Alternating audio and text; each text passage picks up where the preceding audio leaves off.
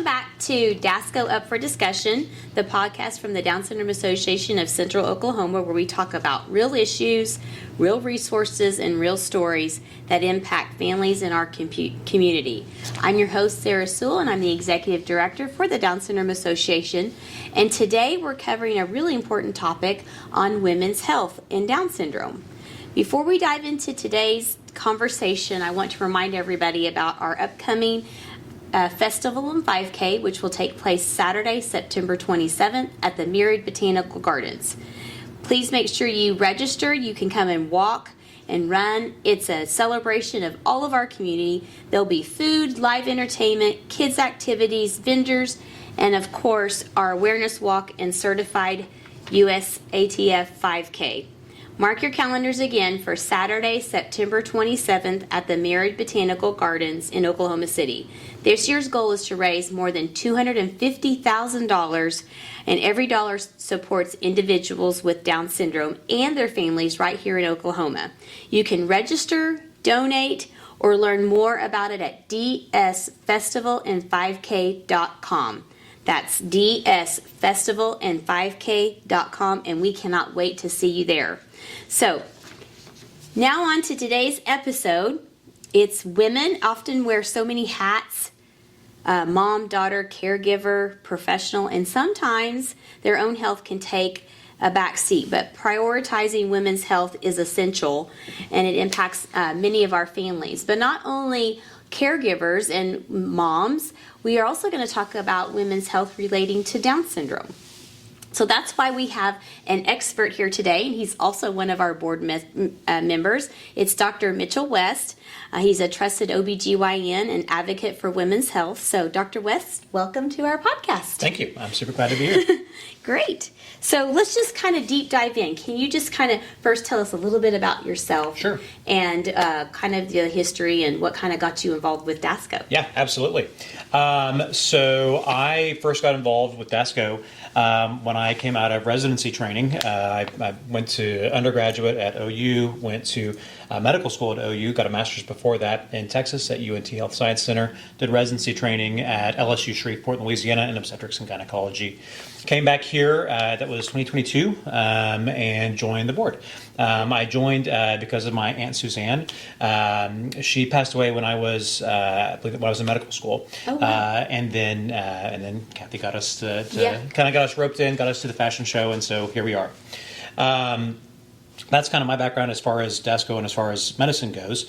I've kind of tried to engage the medical side of DASCO, and so that's kind of why we're here today. Yeah. So what made you become an OB-GYN? What intrigued you about that? I always tell people that it was the last thing I thought of. I was like, yeah, listen, I don't know what I'm doing here. I don't have these parts. How does this work, right? Yeah. I was planning to do internal medicine until right when I came back from Christmas break, my third year of medical school. We do our rotations third year, and wound up on the OB-GYN service.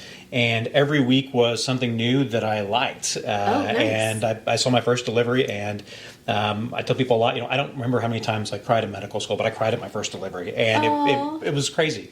Nice. You do this for long enough, you deliver a ton of babies. People say, does it ever get old? It doesn't. And that's why I'm so glad I did it.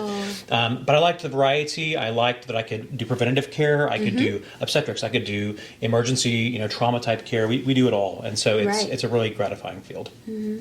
So let's just kind of deep dive into some of those fields. Sure. And before we get into the topic about, how this relates to Down syndrome, first just kind of give us an overview of why women's health is so important and kind of where do we start? Sure. So, a lot of, to start the topic, it's just women's health has been overlooked for a very long time. A lot of our studies in medicine are men's studies, and we just generalize them to women. Turns out we have found out over the past decade or two that that's not how things work. And so I would hope that, we are pushing the envelope and learning more about women's health. It's important because there are a lot of preventable conditions that affect women. The things that I most commonly chase after are, birth control, contraception, trying to ensure that every pregnancy is planned. The majority in Oklahoma, for example, are not. Right. And so that can be a huge dividing path for a person. Right. Pap smears, screening for cervical cancer, essentially a completely preventable cancer, but rates have fallen the past few years. And I've diagnosed, I think, 3 cases this year, it's bad. we can prevent that with a routine exam. Mammography, same idea. Breast cancer is unfortunately very common. Something like 12 to 13% of women just get it. And so mammograms are our best way to screen for that. And then as, I take those patients from their younger reproductive years into menopause, we look at bone density, we screen for colonoscopies, for colon cancer, we manage hormone replacement therapy, which, turns out menopause can significantly impact your quality of life. Right. And so that we kind of look at everything from birth all the way through into menopause and try to help people, stay in control of their health. What would you say, like, for, you've seen a lot of our moms. What do you think the number one thing is that we're not taking care of?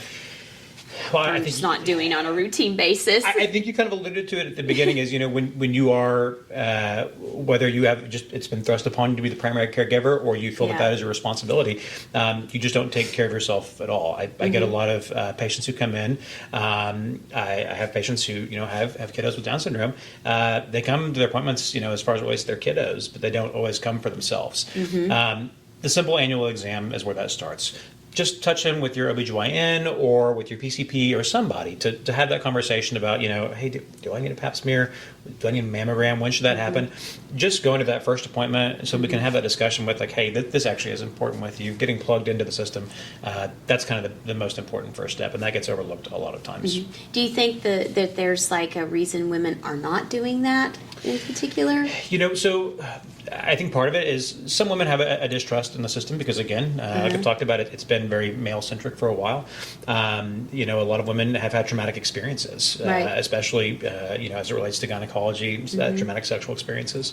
It makes it very hard to go to the OB-GYN sometimes. It can be triggering for people who have had assault or PTSD, these kind of things. The time is another big one. Cost is another one. Nothing is cheap these days, and nor is healthcare. Right. So it's multifactorial. All of these things, play a role. But I find that women who if you're able to establish with an OB-GYN that you trust, those women come back. If they have a bad experience, I tell people all the time, especially my 21-year-olds that come in for their first pap smear, the most important thing I do is make sure they have a good experience. The pap is important, but the most important thing is a good experience, or they won't come back. So that recommendation is 21. Get your first pap smear. So let's talk about paps real quick here. Yeah, so pap smear, 21 years old. I think a lot of people say, hey, the first time you become sexually active, should you have a pap? Or I was always told 18, and I was told every year. A lot of that is kind of older recommendations. The current guidelines, these are put out by an organization called ASCCP. They basically govern what we do for screening for cervical cancer. 21 is when you should begin. There are some exceptions, primarily for patients with HIV. But 21, every 3 years up through age 30, and then it's every 5 years through age 65. Now, you can certainly get off that path if you start having abnormals or if you have a hysterectomy or what have you. That makes it, more or less frequent. But 21 is when that should happen. So I'm just going to dive into Let's this do it. because I know a lot of people that struggle. Menstrual cramps. Sure. What do you do? How do you prevent, or how do you manage that? Because some people don't have them as bad. Sure. Some people have them they're horrible, like throwing up and, heating pads and the whole 9 works. So how do we manage that on so many levels, or how do you recommend that with your patients? So a lot of that starts, as simple as it sounds, with a good history and physical. For some women, they just have painful periods, and that's the whole story. And, there are ways to treat that, whether that's with some simple medications, even like high-dose ibuprofen used purposefully around the time of menses can be useful. People always think, oh, he's just going to say birth control pills. I am going to say birth control pills. It's a hormonal problem typically, and so that is a good first line. But there are other options too. IUDs, so you're not taking a pill all the time. But again, this is all skipping the evaluation. Sometimes there are structural causes that are on the inside. People wind up with, you may have heard of endometriosis. Yes, I've heard right? that. So that's a condition where the lining of the uterus actually escapes out of the uterus into the belly, and that tissue might be by the ovary or by the colon or by the bladder, and it doesn't know where it is, so it bleeds every month, and that can be very painful. So all that to say, it's a comprehensive evaluation, and usually leads to some sort of medication to help either control cycles or control the pain. So I am going to dive into talking more about now relating how this relates to women and young girls with Down syndrome, because we get questions here, I've had a little girl, oh my gosh, how am I going to manage when she starts her cycle, For sure. goes through puberty, and we're like, it's going to be fine. I mean, I've been through it with my daughter, so I kind of give them, my take on it. But I know at the National Down Syndrome Convention a couple of years ago, there was a session on women's health, and the National Down Syndrome Society put out a women's health guidebook that I shared with you, Yes. and you'd already read, and you know all about that. So I kind of just want to kind of go into that and kind of give some highlights from what you've read from it, and then we can talk more about some other, because I know one couple things that are really important relating to our families is, when do I start them on birth control? Sure. Do I let them have a cycle or not? How do we manage the pain when Sure. they do? And all in all, we want our kids to have this normal experience. And from a mom, I didn't want to take that away from Kirsten, because she's going to have to learn how to manage that. That's a life skill. That's an independency skill. And quite frankly, she does just fine with it. But kind of get started with that, and then we can talk more about the markers that we're supposed to look for along the way. One of the things that I try to stress to people when I talk about women's health with Down syndrome is that they have the same problems that any other woman has. They do. Sometimes they have problems expressing them in the same way, especially things like painful periods. Hey, I've got a tummy ache. It only happens, this certain time of the month kind of thing, right? So number one, just being aware that these things are going to happen. If your daughter, starts having cycles, be aware of the pain, be aware of changes in bleeding. For the most part, their cycles behave very similarly to patients who don't have Down syndrome. When should you start worrying about that? When should you see the gynecologist?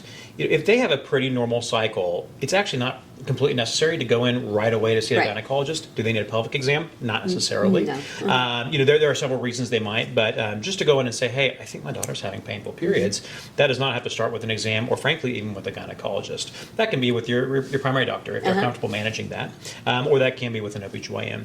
Again, that evaluation is usually pretty similar, but in those early teenage years, whenever those cycles start to become bothersome, they can take things like ibuprofen, as long as they don't have a medical problem that would prevent that. They can be on birth control. We talked some about, when should you start birth control? Should you even be on birth control? How does that work? Patients with Down syndrome are able to be on birth control. There is some mixed data about clotting disorders in patients with Down syndrome. That was mentioned at the session too, and some parents had expressed that. But Kirsten's been on birth control for a long time, and she doesn't have any issues with that. We talk a lot about birth control. It's super, super safe. There are risks of increasing blood clots, though.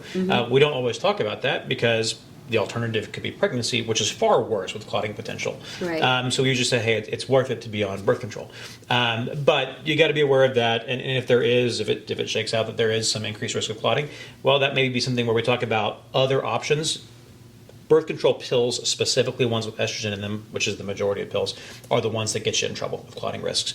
Progesterone-only pills, the Depo shot, IUDs, Nexplanon, and we can talk about pros and cons of that later. But those don't have that same risk. So actually, those are other options too if that's something that you end up going in that line. So, what would you recommend is the safest method, or is it just individualized? It is. If your kids are good with pills and you're comfortable with them being on them, birth control pills are fine. I don't think the data yet is convincing enough to say, hey, if you have Down syndrome, you can't be on a birth control pill. Okay. We're definitely not at that point from the data that I've seen.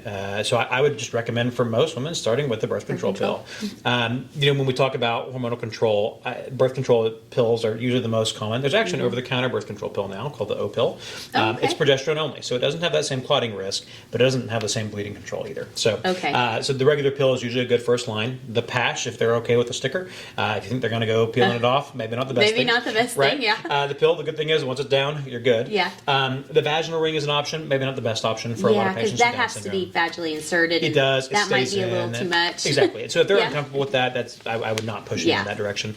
The Depo shot works well, but it can cause weight gain. A lot of our kiddos with Down syndrome, actually the majority of them have obesity issues. Yes. So that's not usually what I would push them towards. Ultimately, birth control pills. we kind of talked a little bit before about, what are some other options? IUDs are an option, or the Nexplanon is an option. The Nexplanon is the rod that goes in the arm. These are both implants. IUDs, if I can find my badge, I've got a little, I keep IUDs on my badge because I use them all the time. They're little devices that go inside the uterus itself. So the catch is, they don't feel very good to have them placed. And for patients with Down syndrome, we talk a lot about sedation versus, placing it in the OR. Why would you even consider that if you could use pills? Well, it doesn't have the same risks of clotting. Usually has very good bleeding profile. And as far as birth control, these can last up to 8 years. Yeah. For the and if you hormonal can't ones. swallow very well, that's another issue. A lot of our kids have issues with swallowing, right? So, yes. I'm not saying that every kid with Down syndrome needs to go to the OR, go to sleep, and have an IUD. Right. But if that's something that you're interested in, that is an option. I will say, Kirsten learned her days of the week by taking her birth control. So that is another So option too for we kind of developmental used it as an milestones. OT option and learning her days of the week and then counting your pills out. So it does have some other benefits I think too. most people are going to would be on say. pills, and that's where I would start for most families. Okay, great.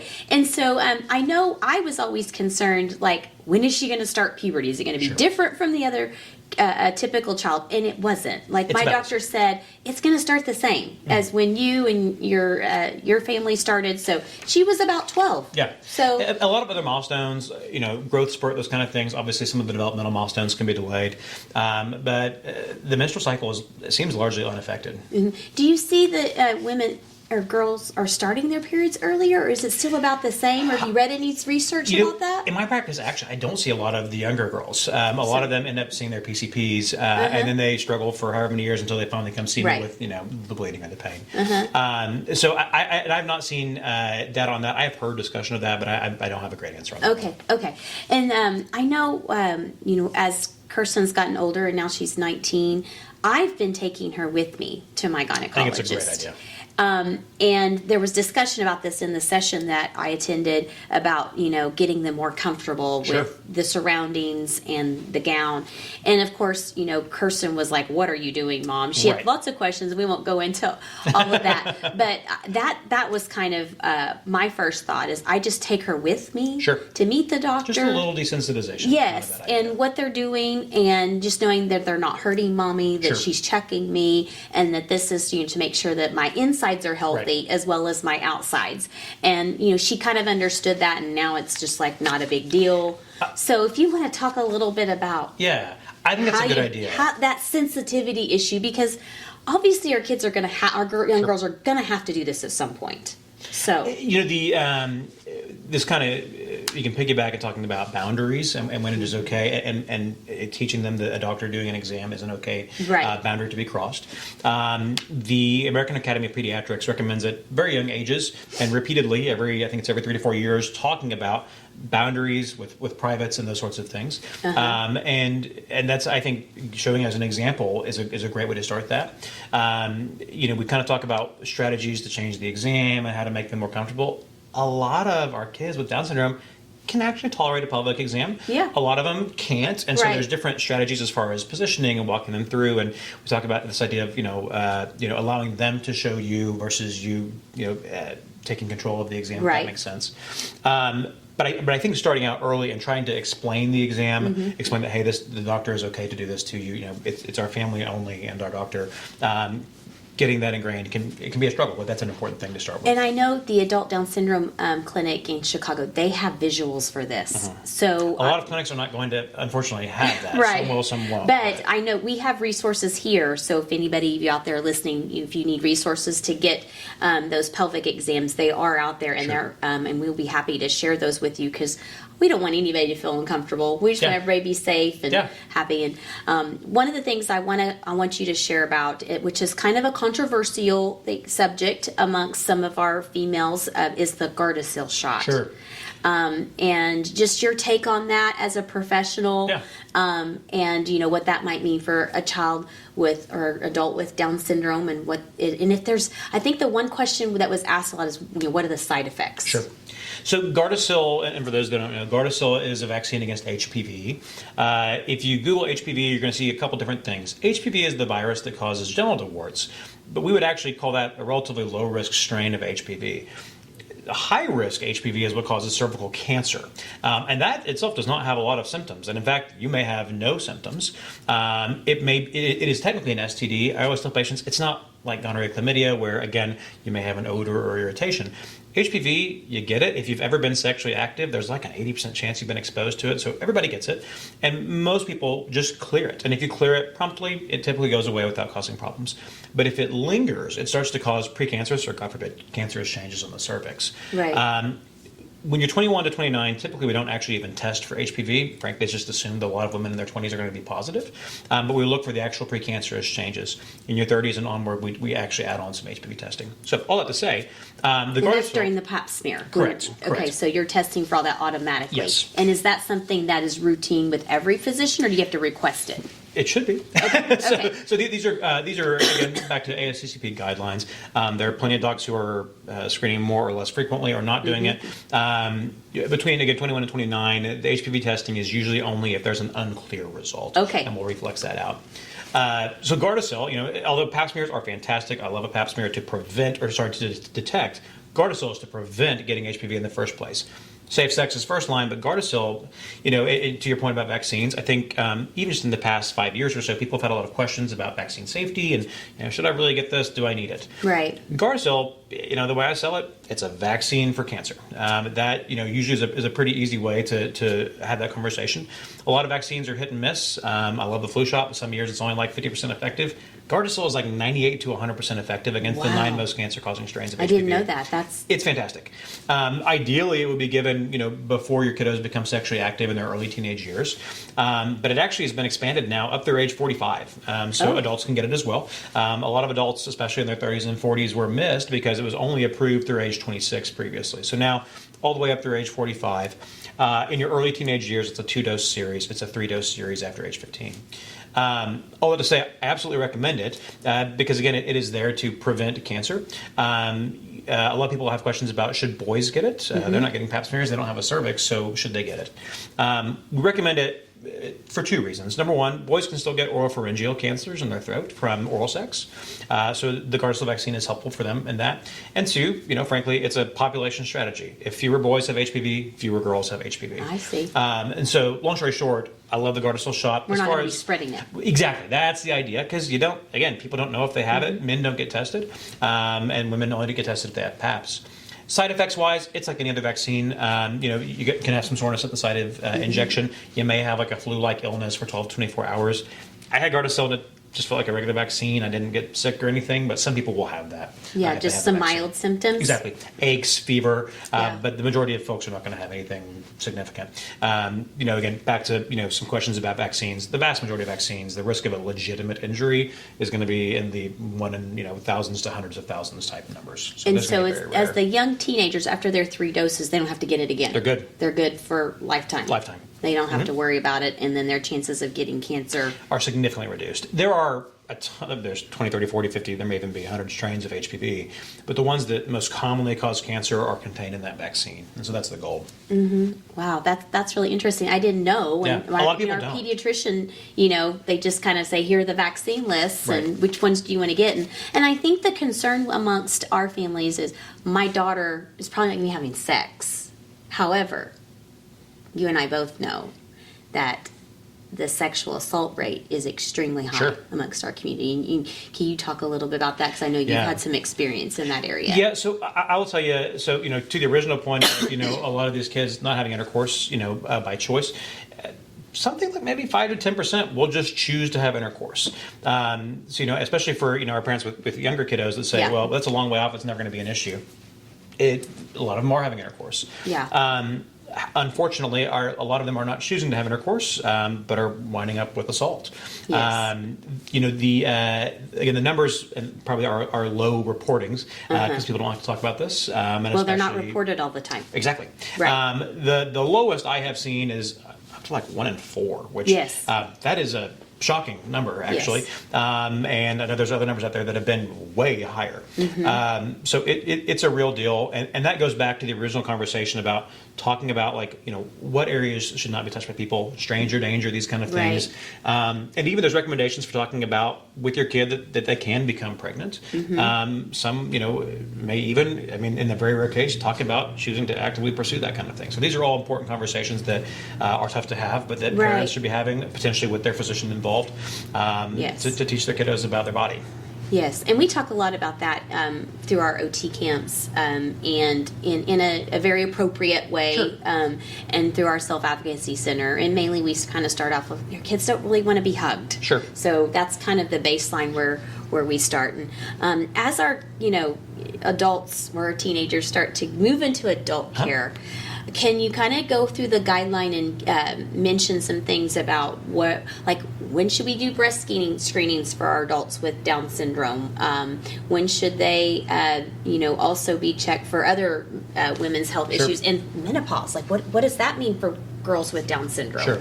So, breast cancer, an interesting thing occurs, and we've talked about this in Down syndrome, that although they are typically at a much higher risk for blood-type cancers, leukemias, they're actually at a much lower risk for solid tumors. Right. Great news. We love that. Right. We do. Breast cancer being one of those. And so actually it's kind of controversial, breast cancer screening. Routinely, we recommend breast cancer screening. It depends on the organization you look at. ACOG, the group that governs OB-GYNs, recommends starting at 40 and having an annual mammogram.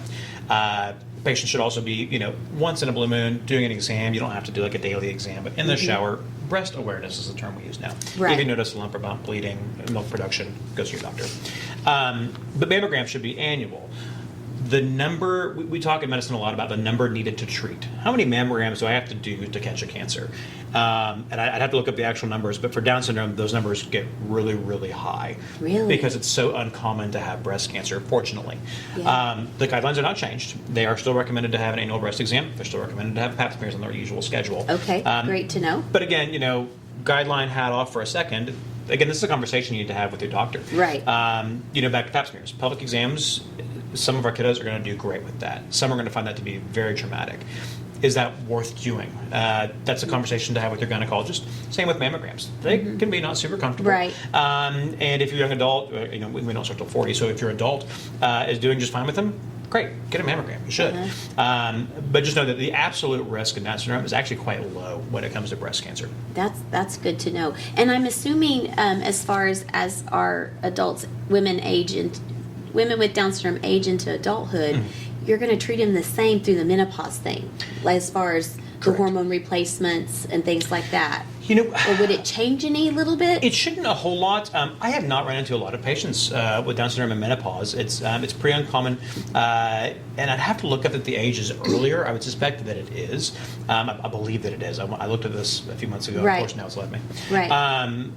But there's no reason that I'm aware of that they could not be on hormone replacement therapy. Hormone replacement therapy, in a lot of ways, is kind of a safer type of birth control, and we use it. For those that are unaware, a lot of folks come to me and say, "Hey, I'm, this age, should I just be on hormones?" The answer is no. Generally speaking, Okay. the two reasons to be on it: either you went through menopause way too early, you walk in and you're 20 years old and you stopped having cycles, not great, or you're in menopause and having hot flashes. That is the real indication for hormone replacement. So, all that to say, if you have, an adult with Down syndrome who has stopped having cycles, who now is starting to have mood changes, starting to have vaginal irritation, is starting to have hot flashes, just breaking out in sweats at night.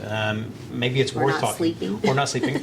And that, what confounds that is that we do see an increased risk in things like Alzheimer's and dementia. Obviously, right. That is correct. After the age of 40, yeah. Yeah, I think a lot of folks know now that is because one of the genes that controls a specific protein that makes these plaques in Alzheimer's, it's located on the 21st chromosome. It is. And so if you have more of that, which they do, you're going to have a higher incidence of Alzheimer's disease and in general dementia. And so a lot of times I think things like hot flashes and stuff kind of fall behind when those issues do arise. And that can be up to the majority of folks with Down syndrome. Okay, well that's interesting to know. I know I've been to seen several studies where it's like 90% after the age of 40. It gets really high. Have a higher increase of Alzheimer's and dementia, which is a scary. It really is. And when we've talked some, or maybe Kathy and I, about there's kind of this emerging condition described as Down syndrome disintegrated disorder. Yes. And that, so we talk about, some of the issues as we get older. Actually, in like the older teen, early 20s population, we start to see regression sometimes. We do, yes. And it can be really scary. It can be issues with sleep. It can be, not eating and just a kind of a regression in, whether that's social skill level or habits. Those are things that, again, your doctor needs to know about if that's happening. Not entirely sure why that happens. Right. It kind of does. We just noticed, or I've noticed personally with my daughter, when she has behavioral changes, it's something related to her health, whether it's an ear infection Sure. or hormones or something else. One thing I wanted you to maybe touch on, because I know this is common amongst our community, are the boils that our young girls get, and those can be really painful. Yeah. Any suggestions of how to? Sure. And I don't know quite the medical term for it, so you can Boils, fill actually, me in that. But I know it's the hair follicle, and it's not so much a ingrown hair. It's just the way the It's hair just a little follicle. infection of the follicle. It's a Yeah. folliculitis, which a boil. That is one of the. And it's down on their vaginal area, Yep. which That is is one of the very three painful. most common skin conditions that people with Down syndrome get. Yes. Along with like seborrheic dermatitis. Yeah. But boils are pretty common. Lifestyle things, breathable panties is a useful thing. If we're getting hot and we're sweaty, make sure we're trying to stay cool. But when they happen, what do? Warm compresses is the first line treatment. So if you can, up to 3 times a day, get a wash rag that is, I'm not going to say uncomfortably hot, but pretty warm to steam the area. That can allow that pore to open up a little bit and drain. As they start to get bigger, if it's just like there's a little follicle, it's angry, then it goes away, great, love that. If it's staying, though, Yeah. that probably does need to be seen. When these get larger, they do sometimes actually need to be drained. Yeah. And that is not super fun. No, it's not. But that can happen. We've had experience in that field. Yeah. It's not a fun thing, and then we've got to go on antibiotics. And There that are causes the whole antibacterial thing. soaps that you can get over the counter. Okay. But a lot of times, if it gets to that point, antibiotics and drainage is the answer. Yeah. And it's not always the most fun thing. Yeah, and it is very common. That was one of the hot topics at the discussion, and Yeah. so I'm glad you were able to address it. Is there anything else about women's health that you'd like to share that we haven't touched on? Again, I think the thing that I would just reiterate is that treat your daughter with Down syndrome just like you would anybody else, right? Take them to the doctor. The recommendations are the same, but oftentimes some of the screening is more frequent. At early ages, vision screening, hearing screening, thyroid checks. A lot of folks get hypothyroidism. Again, consider talking to a gynecologist when you hit 21 and talk about pap smears. Talk about birth control. Just take a kid to the doctor and have those conversations. And you may find that, the things that they recommend to you may not be the best decision for you and your family, and that's okay. Yeah. But, the doctor's goal is not to you have to do this. The doctor's goal is to say, hey, these are the risks and benefits of what I'm recommending. And then you can make the best decision for you and your family. Yeah, and I think that speaks for everyone. I mean, like I tell Kirsten, we have to take care of the outside of our body as well as the inside of our body, and that's kind of the basic of where we started. And then for the new moms out there that have little girls, don't be afraid.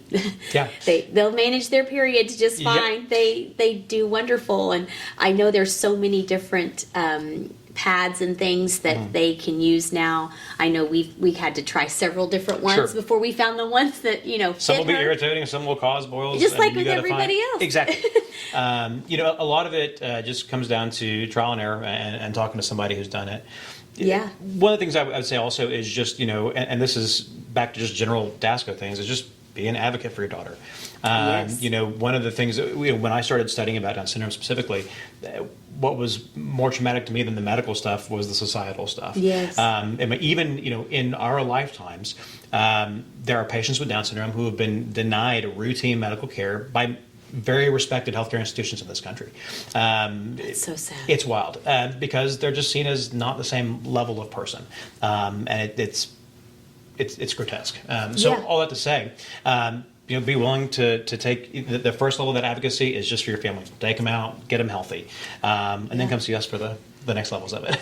Yeah, and I'm so glad you came today. I mean, you're always such a wealth of information, and I know we talk a lot about our health around here with you when you stop by. That's what we're here for. And we just really appreciate you coming today and sharing all of your wisdom. And Absolutely. It's nice to have a doctor on the board. I will say that. Always on call for you guys. That's fine. Yeah, he's always on call for us, and he'll be on call for you all as well. That's right. But this has just been really helpful and encouraging. And I would just tell everybody, if you have any questions, put those in the comments or email us. Let us know. I can get those to Dr. West, and he can answer your questions privately, or you can go see him as well as your OB-GYN. But thank you so much. It's been such a pleasure. But before we go, just one quick reminder to join us on September 27th.